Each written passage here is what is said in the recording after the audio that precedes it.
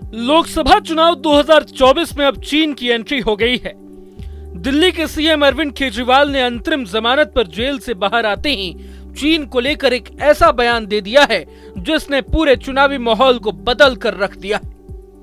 ऐसे में सवाल उठता है कि आखिर अरविंद केजरीवाल के मन में क्या चल रहा है और ऐसा क्यों कहा जा रहा है कि चीन पर केजरीवाल की स्ट्रैटेजी मोदी की गारंटी की काट साबित हो सकती है। लोकसभा चुनाव एक अहम पड़ाव पर आ चुका है।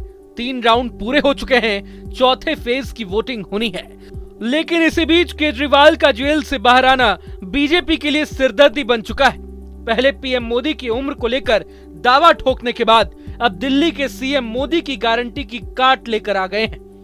लंबे समय बाद केजरीवाल ने प्रेस कॉन्फ्रेंस करते हुए आम आदमी पार्टी की 10 गारंटियों का ऐलान किया है और कहा है कि ये 10 गारंटियां इंडिया अलायंस की सरकार बनने पर पूरी की जाएंगी।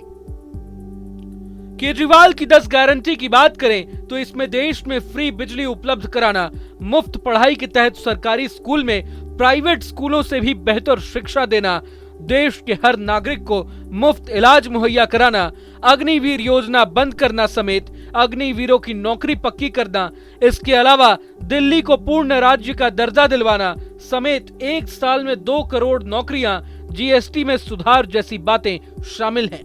लेकिन इन 10 गारंटियों में सबसे अहम बात चीन को लेकर कही गई है, जिसकी अब सबसे ज्यादा चर्चा हो रही है। दरअसल अरविंद केजरीवाल ने केंद्र सरकार पर गंभीर आरोप लगाया है और कहा है कि मोदी सरकार चीन से अपनी सीमा को सुरक्षित रखने में नाकाम साबित हुई है। यही नहीं, केजरीवाल ने वादा करते हुए कहा है कि इंडिया अलायंस की सरकार बनने पर वे चीन के कब्जे वाली जमीन को वापस लाएंगे। साथ ही साथ सेना को पूरी स्वतंत्रता दी जाएगी। राष्ट्र सर्वोपरि हमारी चौथी गारंटी। चीन ने हमारे देश की जमीन पे कब्जा कर लिया। हमारी केंद्र सरकार से जब भी पूछा जाए वो कहते हैं कोई नहीं आया, कुछ नहीं हुआ।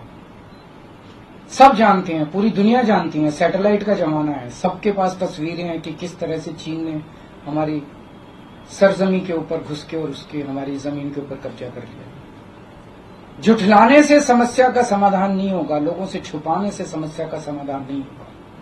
हमारे देश की सेना के अंदर बहुत ताकत है। हमारे देश की सेना को एक बार इजाजत तो दीजिए, उसको स्वतंत्रता तो दीजिए काम करने की। वो देखिए आपको जीत के लाती है।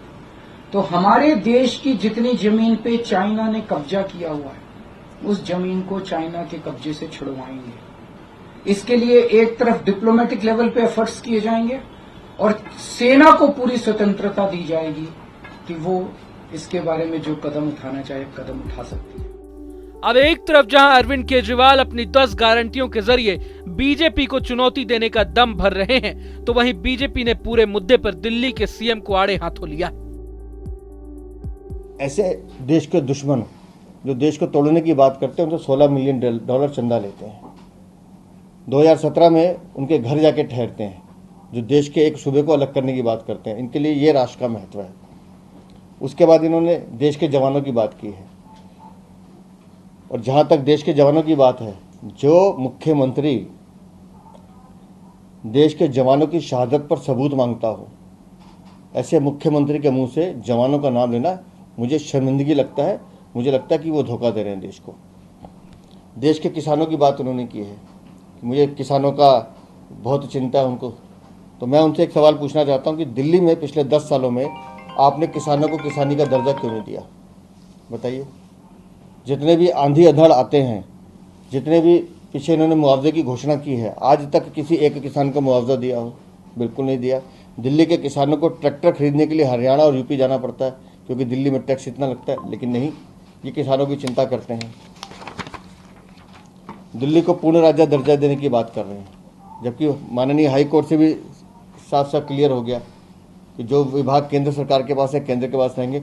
और दिल्ली के पूर्ण राज्य की संभावना को तो उन्होंने उस दिन खत्म कर दिया था जिस दिन 26 जनवरी से एक दिन पहले ये जाके राजपथ धरने पे बैठ गए थे। बता दें कि अरविंद केजरीवाल को 1 जून तक अंतरिम जमानत पर जेल से रिहा किया गया है। जेल से बाहर आने के बाद केजरीवाल अपनी पार्टी के लिए जोर शोर से प्रचार प्रसार कर रहे हैं। वहीं 1 जून को 7वें और आखिरी राउंड की वोटिंग के बाद उन्हें फिर से सरेंडर करना होगा। अगर आपको ये वीडियो पसंद आए तो लाइक करें और चैनल को सब्सक्राइब करें। वहीं तमाम बड़ी खबरों के लिए देखते रहें न्यूज़ नेशन।